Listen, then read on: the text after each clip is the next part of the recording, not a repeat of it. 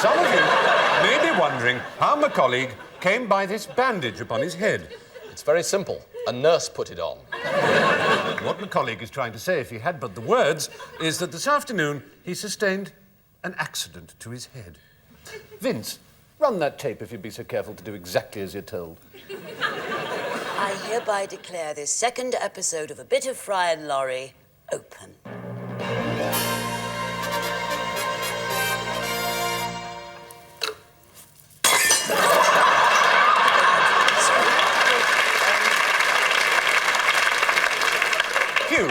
Hugh, me old Chinese meal. I must ask you this. Have you sustained any loss of memory as a result of that accident? And I think it only fair to warn you that if you say, "What accident?"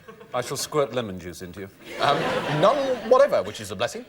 Oh, well, that is good news. I have lost my memory, though. No.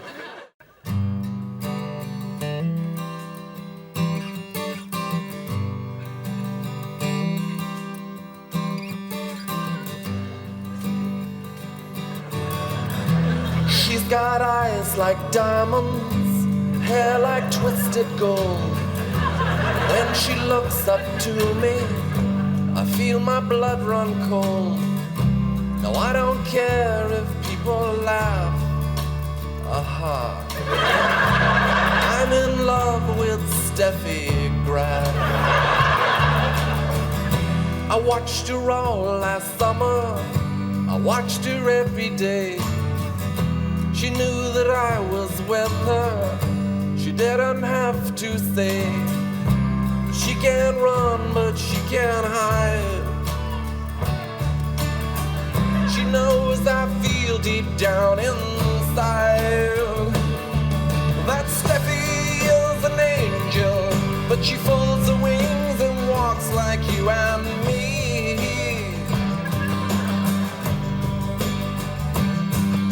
Extremely good at tennis on any kind of surface there might be. Clay or grass, she'll flay your ass. When she hits that topspin second serve, I think I know the meaning now of love. Eastbourne never was a favorite. The outside courts were down. She had a hamstring problem and recurring muscle cramp, but she dug deep and wanted just the same. My angel never lost a service game. But now a shadow in the distance, a girl with ponytail, 16 and full of hunger, the end of Steffi's trail. I can't wait for her dear feet. I fetch a knife and take my seat. 'Cause Steffi is a goddess. My love for her, it knows no bounds. I'd kill to make her happy, or just to get her through the early rounds. Kill or maim, it's just a game. And if I had another life, I'd choose to come back as one of Steffi's shoes. 'Cause Steffi is an angel, but she folds her wings and walks like you and me.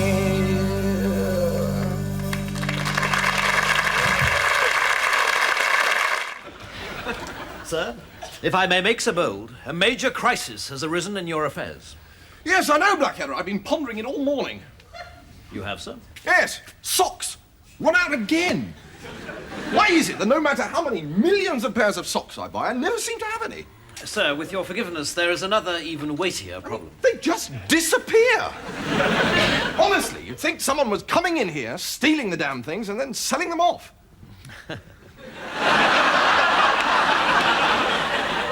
Impossible, sir. Only you and I have access to your socks. Yes, you're right. Still, for me, Socks are like sex. Tons of it about, and I never seem to get any. Sir, if I may return to this very urgent matter. I read fearful news in this morning's paper. Oh, no. Not another little cat caught up in a tree. No, sir. There is a vote afoot in the new Parliament to strike you from the civil list. Oh, yes, but what are they going to do about my socks? Sir, if this bill goes through, you won't have any socks. Well, I haven't got any socks at the moment. Or trousers, shirts, waistcoats, or pantaloons. They're going to bankrupt you. They can't do that. Why, the public love me. Only the other day I was out in the street and they sang, "We hail Prince George! We hail Prince George!" We hate Prince George. We hate Prince George.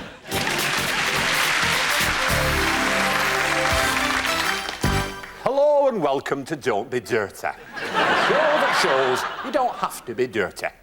With us is Tony, 3-time semi-finalist, and John, keen to be clean, who came through unexpectedly when last week's finalist, Mr. Nottingham, died in a canoe. Tony, I'd like you to start first.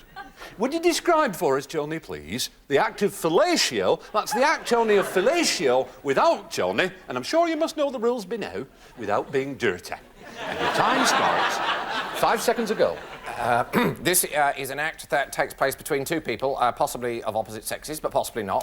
Careful, Tony. Whereby one of the participants takes a part of the other participant's person into the place where they might more commonly keep bubble gum, say, and proceeds to masticate. Oh, Tony, I thought you were a goner there. Until the other participant arrives at a state of pleasurable relaxation. The second participant then gives the first participant 10 quid and goes home. Unbelievable! Can no one beat this big man from Hunstanton? Well, John, it's up to you.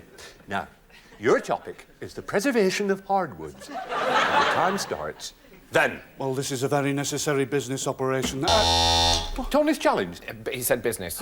You did say business, John, you did. A little bit dirty there. Minute away, but plenty of time to go. Operation that has to be carried out if developers are not to raise our hardwood forest. Another challenge from our reigning champion. The nature of your challenge, Tony, please. He said raise. He did say raise, Tony. Raise is an anagram of arse. Raise is an anagram of arse, Johnny. Tissy, tissy, tiss. So sorry, I'm afraid we have to lose you. You were keen to be clean, but you came up against a man very much on the top of his form. So sorry to say goodbye. Oh, piss. Tony, you've been in this position before. You keep the £800 in weight. They're yours to keep, as of right. No one can take them away from you, but I'm offering you now another £600 plus an opportunity to go into our Don't Be Dirty daily double with a chance to win £10. I'll go for the daily double. I knew you'd say that, Tony. You're a sport, quite a sport. But do remember that the prizes that you've won are yours to keep. They're yours alone. You clear on that? I'm clear on that, Bradley, yes. All right, so long as you're clear on that, they're yours. No one else's, just yours. All right. Can we have the Don't Be Dirty daily double categories on the board, please? Your categories are rimming, genital torture, and David Vine. Now, remember, this is a daily double, so 2 subjects, Tony. I'll have to hurry you as you take your time. Just take your time very quickly. Genital torture and David Vine, please, Bradley. Tony. You have 30 Earth seconds in which to talk about genital torture and David Vine. And those 30 seconds, Tony, start. Oh, damn, just missed that one. Coming up. No! Nipple clamps and scrotal compressors are frequently deployed, as well as a variety of serrated needles, which are inserted into parts of the body normally kept inside pants and vests. Presenting various sporting events, most notably the World Snooker Finals from the Crucible Theatre, Sheffield, David Vine combines an easy, relaxed presentational style with a clear expertise on the game. He also... Oh, Johnny, you said on the game! Oh, you're dirty, Johnny, and that's a pity. I was dirty. Shite-ass damn. Only 4 seconds to go and you were dirty. Johnny, I'm so sorry. It means you lose all the prizes you won last week and the prizes you won tonight. They're gone. They're not yours. They're lost. As of right, they're not yours anymore. I'm afraid you have to repay to us your travel expenses and you leave us empty-headed. But, Tony, you knew the risks. I did, Bradley, yes, I knew the risks. Yes. But tell me this thing, Tony. Have you had a good time on Don't Be Dirty? Have you enjoyed yourself? Has it been a pleasure? It's been a big one, Bradley. It's been a really, really big one. I've pleasured myself hugely. No, well, that's good to hear. Until next time, ladies and gentlemen, we say goodbye. But do remember this. Don't be dirty.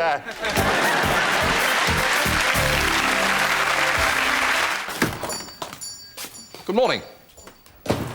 I beg your pardon. I said good morning. At last! I'm sorry? After all these years! Welcome, comrade, welcome. Sit down, rest your weary elbows. You'll take a glass of vodka. Mr. Galliard, break out the false passports and the rabbit skin hats. We are going to Moscow. What news? Comrade Stalin in rude health, I trust? Wait a minute. All I said was good morning. Precisely. The code. It is now 27 summers since Comrade Malensky stood slightly to the left of where you are now and told me that one day a man would come into this shop and give notice of his allegiance with the phrase, "Good morning." And that on hearing those words, Mr. Dalliard and I were to detonate our relatives and fly to Dover. Fly to Dover. Where a man named Smith would see us safely onto a goods train delivering livestock to Minsk. No, wait. When I said good morning, all I meant was, good morning. Oh. That's all I meant. Ah. Oh, well, in that case, please accept my green felt apologies. That's right. I just came in here to buy a model. A model? Yes. A model? Yes. A model? Yes. A model? Yes, that's right. I want to buy a model. With or without plastic struts? Well, I don't know. I just thought maybe a model aeroplane. Let me ask a different question in the same way. Who is this aeroplane for? It's for my son. It's his birthday. Your son? Yes. Just your son? Yes. And when is this birthday of his? Wednesday. Yes, that's what I said. When's the day? No, Wednesday. Are you stupid or just plain deaf? Wednesday. Oh, you are genuinely stupid. I do apologize. Sorry, I thought you were just being deaf. Mr. Galliard, command the earth to swallow me up. I do apologize, sir. Life must be hard enough for stupid people without tactless old bastards like that lady over there rubbing it into your face with salt widely. Mr. Galliard, I've gone peculiar now. So, in plain-flavoured English, when is your son's birthday? The day after Tuesday. The day after? My word, doctors are so specific these days, aren't they? And are you expecting this boy to be a boy or a girl?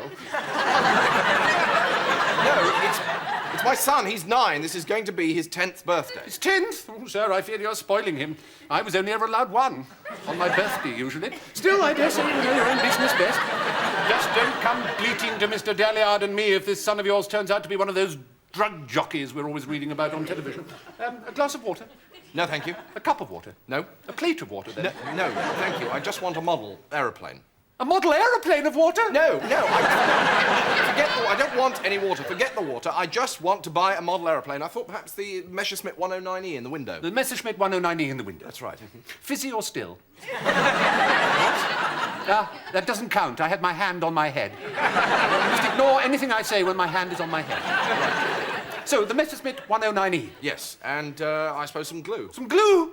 Then your son is already a drug jockey. Mr. Dalliard and I warned you on bended legs, but would you listen? Now look at him. Hey-ho. What's this? A Messerschmitt 109E and a fix for that degenerate junkie son of yours. But he's already done. Sir? Well, the model's ready assembled. Well, you can't expect us to do all the work ourselves, sir. The whole joy of modelling lies in carefully scraping off the paint, soaking off the transfer, taking the plane apart piece by piece, putting each piece into a small polythene bag, which is then sealed and placed inside the box. An achievement, something to be proud of. Rare words indeed in these days of supersonic hedgehog brothers and ready-sliced golf shots. That's it. Just forget it. Forget it. I'll try somewhere else. Mr. Dalliard has a gun trained on you through the curtain, sir. At a single word from me, he will blow your head clean off with as much mercy as if you were a helpless seal pup called Arnold. What? I'm so sorry we couldn't help you, sir. We do try to accommodate our customers, but not being a hotel, we find it almost impossible. Right, well, all I can say is this has not been a very good morning. Good morning, Mr. Dalliard! Mr. Dalliard, you've been activated after all these years. As we rehearsed, poetry first, sausage later. So what if Harold the Horny Hunter should do the trick? Just remind me of it, sir. Harold the Horny Hunter had an enormous horn. Yes. It is absolutely excellent, sir. However, might I suggest an alternative? Lovely little dumpling, how in love I am. Let me be your shepherdkins, you can be my lamb. Well, I think we'll be very lucky if she doesn't just come out onto the balcony and vomit over us. But still, let's give it a whirl. You just right here, sir. Right. Call for her romantically. What? All right, come on out here, you rollicking, trolloping sauce bottle! Woof, woof! Yes, 'tis I, your gorgeous little love bundle.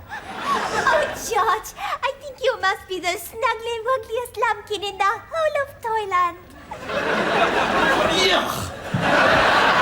What was that? Nothing. There was just a little fly in my throaty. Yuck. Do you want a hanky-wanky to got the flemmy-wemmy woo-woo into? Whoa, crikey! What is that? Is there someone else down there with you? No. It was just the wind whistling through the trees and making a noise that sounded like... Oh, joy! Then come, Prince Cuddly Kitten. Climb up my ivy. Sausage time! There is someone down there with you. Oh, my God, yes, so there is. A filthy intruder spying on our love. Oh, hit him, George, hit him! Very well. Would you mind screaming, Your Highness? Take that! And that! And that! Oh, you're so brave. And I'm so worn out with all the excitement. I better go sleepy bobos, otherwise I'll be all cross in the morning. Nighty-night, Georgie Porgy. Nighty-whitey, Amy-wamey. I think it works, sir. In the morning, I shall go in and ask her father. You go out and start spending his money. I can't stand meanness when it comes to wedding presents. And well done, sir. You were brilliant. Was I? Yes, sir. But I'm in agony. Well, that's love for you. You're a parent. You have children. You want those children to become Premier League footballers. Well, this is the place for you. The Dave Wilson School in Ipswich, in the heart of London's East End. Now, shake out. The name of Dave Wilson will be familiar to anyone who knows it, and to those who followed the fortunes of Reading Town reserves during the dark days of the 1970s. Oh, yeah, they were dark. They were very, very dark days. I actually thought them was dark, but now that you mention it, they were ever so dark. Dave played in a total of 2 games for the side before a cartilage snapped in his head. OK, next one. Following the accident, Dave tried his hand at many things. Astrologer, nightclub owner, interior designer, shadow home secretary. The jobs came and went, but nothing seemed to stick. Until Dave turned up one day to watch his nephew playing for the school side. Yeah, well, I saw a chance, to get involved. Football's been good to me, and I saw a chance to put something back into the game. Right, now, listen. OK, now, football is a very simple game. What is it? A very simple game. Right, now, what is the object of the game of football? Run into the box and fall over. Run into the box and fall over. OK, let's try that now. One at a time, Ricky, off you go. What I'm really trying to do here is to teach fundamental footballing skills at the earliest possible age. I've actually started teaching my 8-month-old son, and I've got to say he's a natural. Falls over like a diamond. Now, listen. A lot of you, as you go, not getting your head back. OK? Nice and loose in the neck. As you get into the box, a lot of height. Goes like this, OK?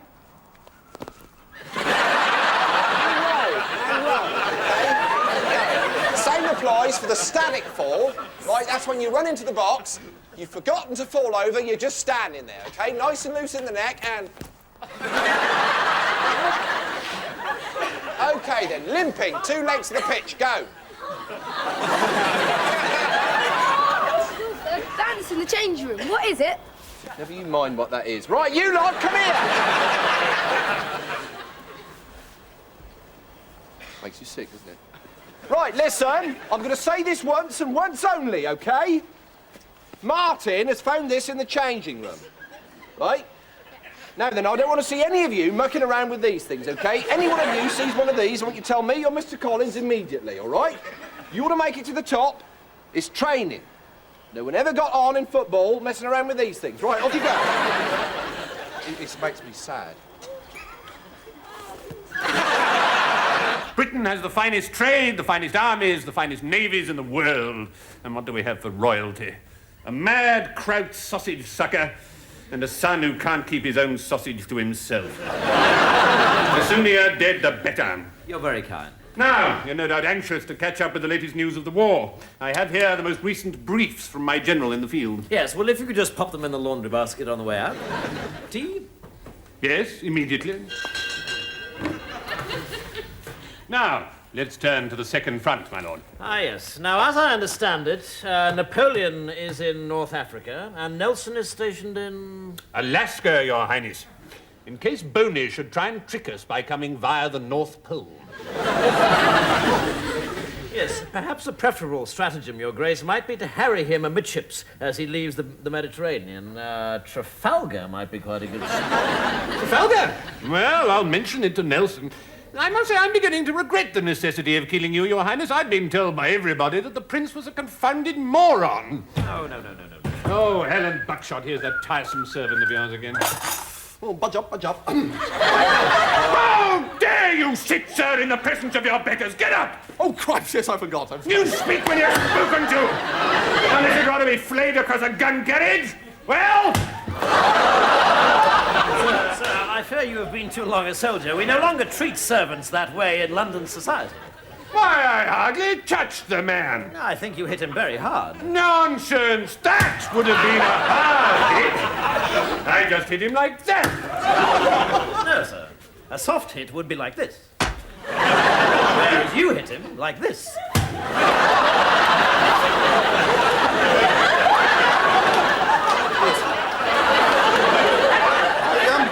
I wonder if I might be excused, Your Highness. Certainly.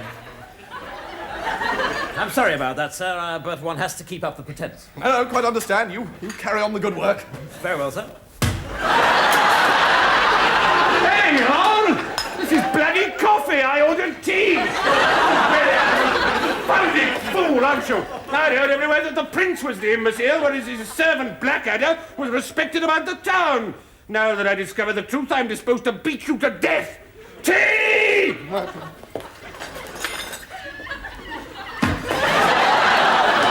Hello, I'm Oprah Winfrey. And I'd like you to meet someone. Please say hello to Luella Della Twee. Hi. Tell us about yourself. Well, my name is Luella. I'm 37 years of age. I'm beautiful. I'm intelligent. I'm glamorous. I'm attractive. I'm warm. I'm sensitive. I'm caring. I'm rich. I'm sexy. I'm incredibly talented. So, what exactly is your problem, Luella? I suffer from low self-esteem. That's an absolute bugger, isn't it? And how does that manifest itself? Well, I used to love myself. I used to think that I was great. Oh, don't tell me you stopped thinking you were great. That would be heartbreaking. Well, I stopped talking to myself. I stopped seeing myself for what I really am. I guess I started to take myself for granted. Let's have a pointless round of applause there, can we?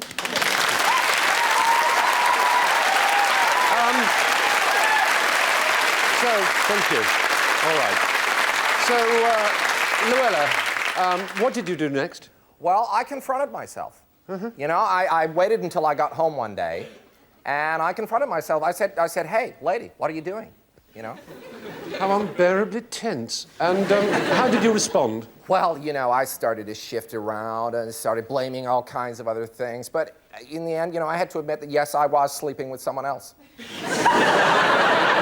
I don't think I've ever been more emotionally knotted up than I am at the moment. Ask a question. I'd just like to ask Luella where she gets her strength from. Luella, lady here wants to know where the mascaraed ass you get your strength from. Well, now, can I answer that with a question? Can she? Oh, I'd like that. She'd like that. Right, well, I want you to do something for me. I want you to stand in front of a mirror, okay? Take all your clothes off. Oh, No, hey, look, I'm serious. It's what I did. You know, I stood naked in front of a mirror and I looked to myself and I said, I love me. I love me for what I am. I love my whining aggression. You know, I love my hideous, suffocating self-pity. I love the fact that I'm a neurotic and that I demand the world's respect without having to do a single thing to earn it. I'm me. I'm special. I'm crazy about the way I am. Now, will you do that for me? I surely will. Right, well, I think we'd better take a vomit break now, but don't go away.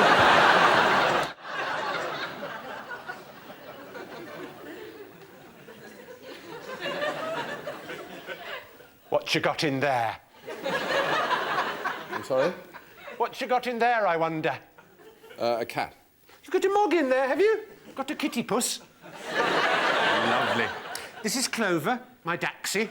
I've always had Daxies. I like smooth-coated Daxies best. Really? Is that right?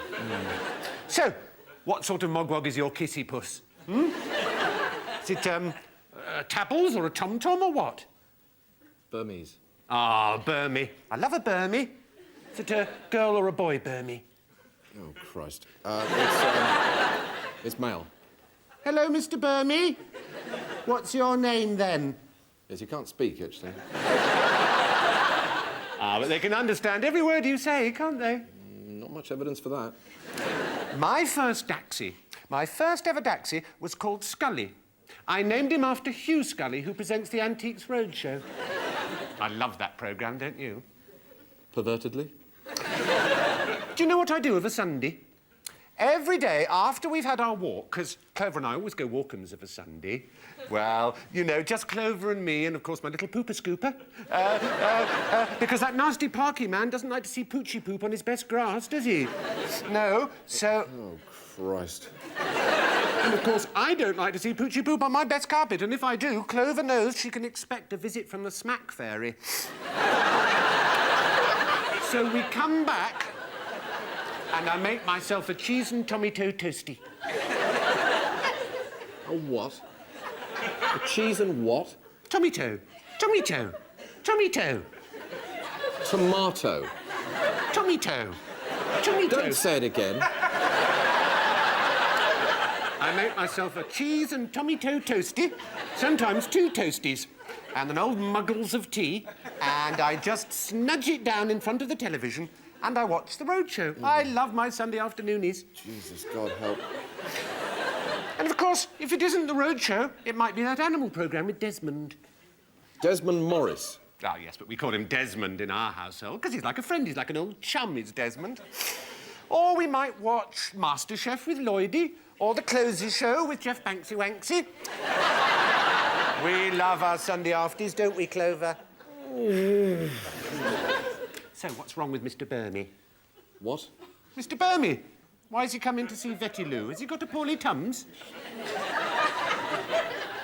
Did you just say Vetty Lou? Sore throaty?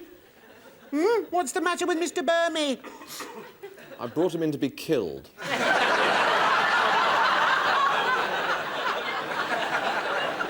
Excuse you? He's got cancer of the liver. I brought him in to be put to death. Cancer? Yes. Cancer of the liver? Yes. Cancy Wancy? Oh. You got cancy diddlies then, have you, Mr. Burmy?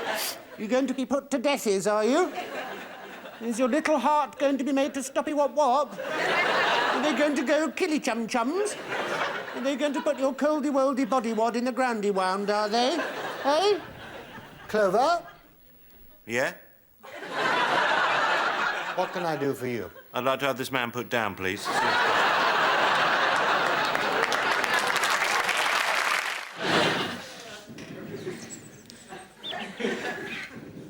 No, don't stop, sir. It's coming. It's definitely coming. I just wonder whether 2 socks and a hand grenade is really the sort of thing that covers of King and Country are made of. There will be when I've painted them being shoved up the Kaiser's backside. Now, this is interesting. What is? Well, Private Baldrick is obviously a bit of an impressionist. The only decent impression he can do is of a man with no talent. What's it called, Baldrick? The Vomiting Cavalier? No, sir. That's not supposed to be vomit. It's dabs of light. No, it's vomit. Yes. So, why did you choose that? You told me to, sir. Did I? Yeah, you told me to paint whatever comes from within. So I did my breakfast. Look, there's a little tomato. Goodness. If only I'd paid attention in nursery art class instead of spending my entire time manufacturing papier-mâché willies to frighten Sarah Wallace. You know, it's funny, but painting was the only thing I was ever any good at. Well, it's a pity you didn't keep it up. Well, as a matter of fact, I did, actually. I mean, normally, of course, I wouldn't show them to anyone because they're just embarrassing daubs, really. But, you know, they give me pleasure. Embarrassed to show them to you now, as it happens. But there you go. For what they're worth. To be honest, I really should have my hands cut off. I mean... George, these are brilliant. Why didn't you tell us about these before? Well, you know, doesn't like to blow one's own trumpet. You might at least have told us you had a trumpet. These paintings could spell my way out of the trenches. Yours? That's right, ours. All we have to do is paint something heroic to appeal to the simple-minded Tommy. Over to you, Baldrick. How about a noble Tommy standing with a look of horror and disgust over the body of a murdered nun what's been brutally done over by a nasty old German? Excellent. I can see it now. The nun and the Hun. No time to lose. George, set up your easel. Baldrick and I will pose. This is going to be art's greatest moment since Mona Lisa sat down and told Leonardo da Vinci she was in a slightly odd mood. Baldrick, you lie down in the mud and be the nun. I'm not lying down there, it's all wet. Well, let's put it this way. Either you lie down and get wet, or you knock down and get a broken nose. Actually, it's not that wet, is it? No.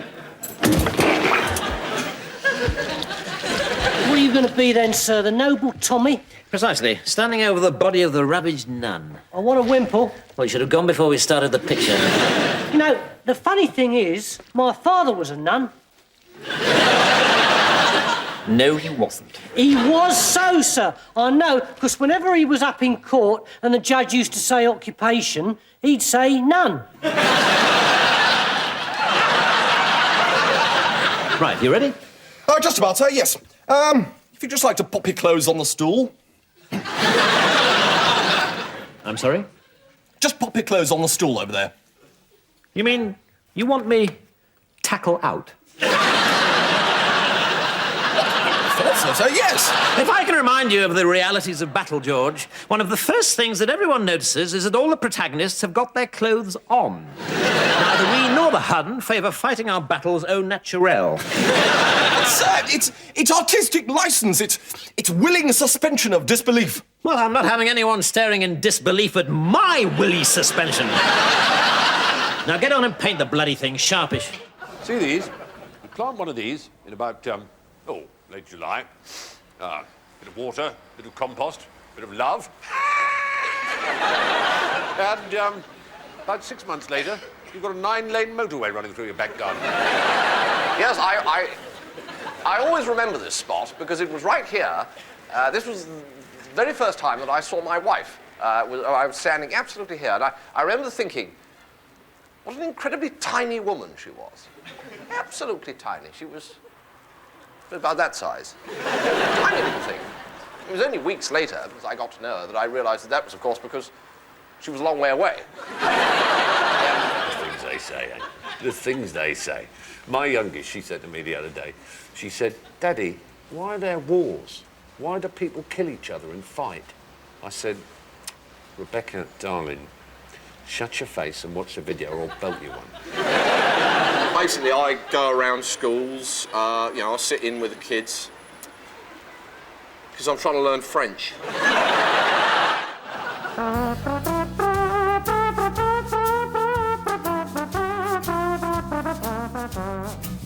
I wear sophisticated clothes, I say sophisticated things.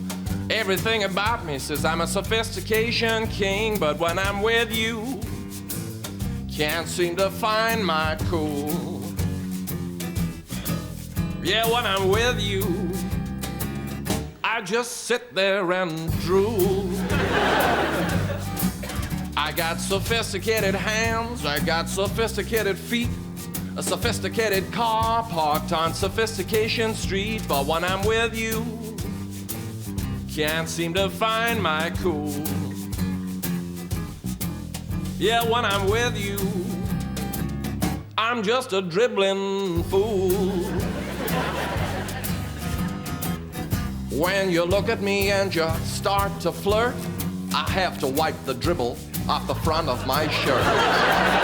When you ask me what's on my mind, all I can think to answer is I eat sophisticated food, I breathe sophisticated air, run a sophisticated comb through my sophisticated hair. But when I'm with you, can't seem to find my cool. Yeah, when I'm with you, I'm just a dribbling fool.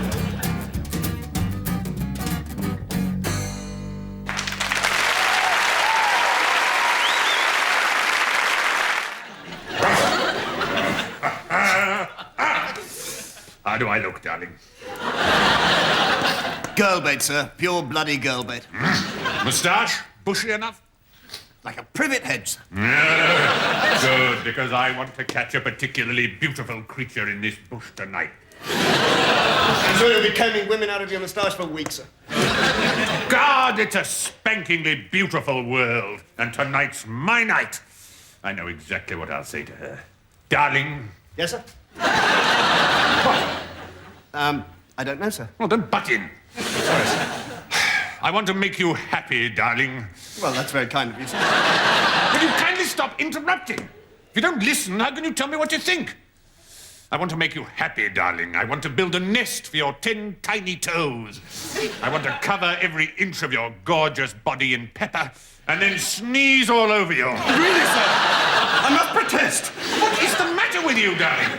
Well, it's just all so sudden, sir. I mean, the nest bit's fine, but the pepper business is definitely out. How dare you tell me how I may or may not treat my beloved Georgina? Georgina? Yes, I'm working out what I want to say to her this evening. Oh, yes, of course. Thank God. All right? Yes, sir, listening, sir. Honestly, darling, you really are the most graceless, dim-witted bumpkin I ever met. I don't think you should say that to us. Where the hell's that George? It's 3 o'clock in the morning. He should be careful wandering around the trench at night with nothing to protect his honour but a cricket box. Hello, Captain. About time. Where the hell have you been? Oh, I don't know. It's all been like a dream, my very first ball.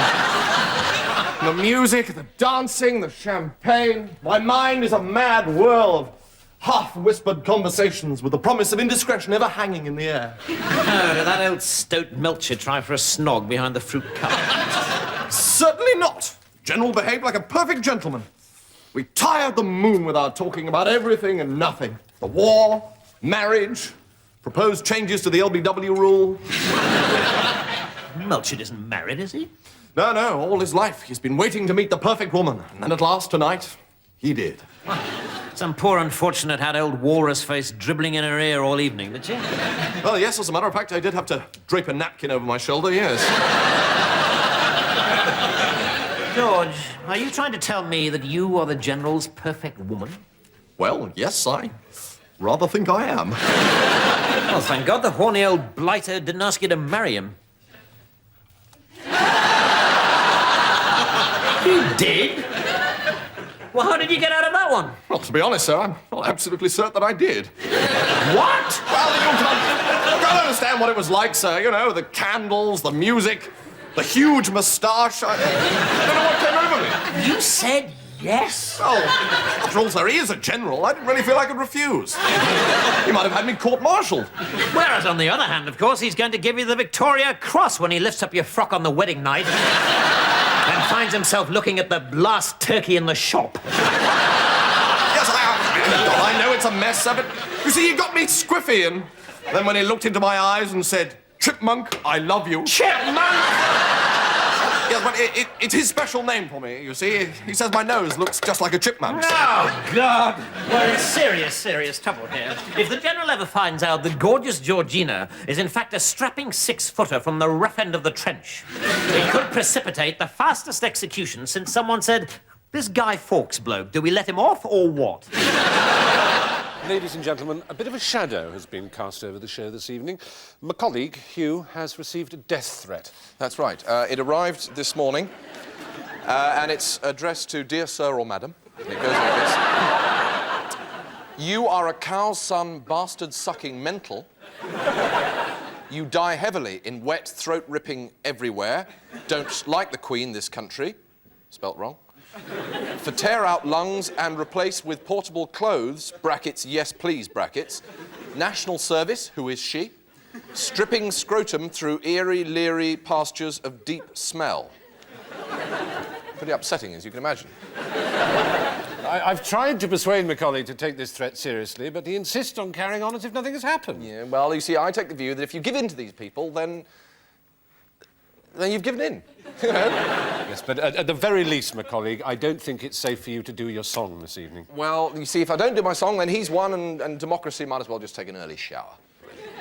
Yes, but whoever he is, this M. Pontillo, I mean, he might, you know, he might be in the audience now, armed. But you see, someone's got to take a stand. Look, my colleague, I think we would all understand if you didn't do your song. You know, this Pontillo could be in the piano with a mobile rocket launcher for all we know. My colleague, you must not sing tonight. What a sweet man. My colleague, I appreciate what you're trying to do, you know, and I'm really touched by it, but my face is made up. You know, for evil to flourish, all that is required is for good men to spout clichés. I'm going on. Well, ladies, and in a broader sense, gentlemen, as you've heard, my colleague has bravely decided to do his song this evening. It's 30 pence postage and package down the bloody drain, isn't it?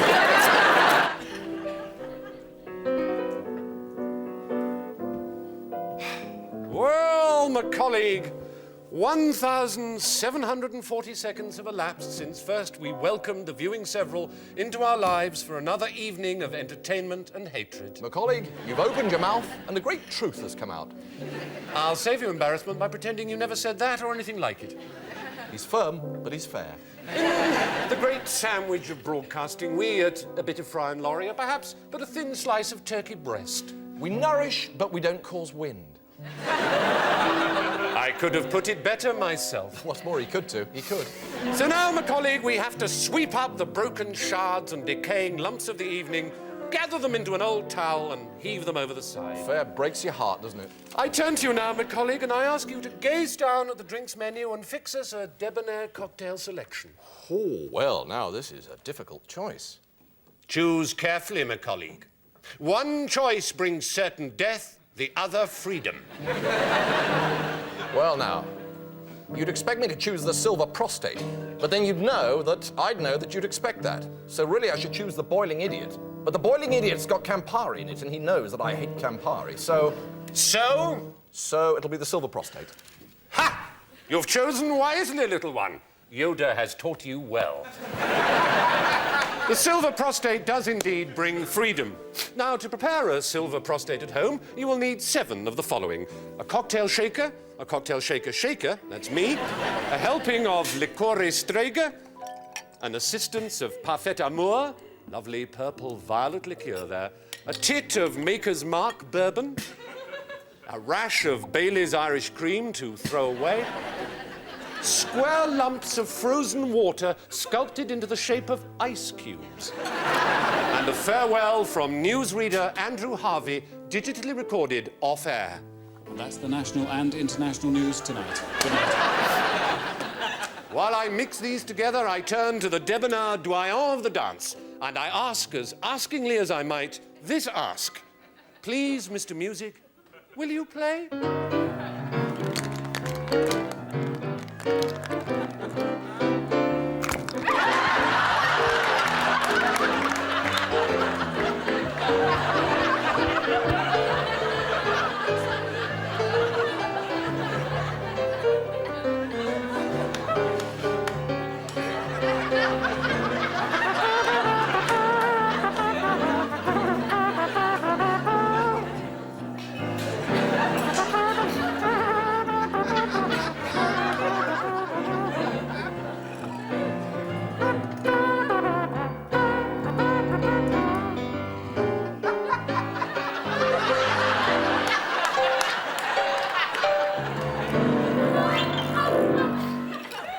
Feet twist.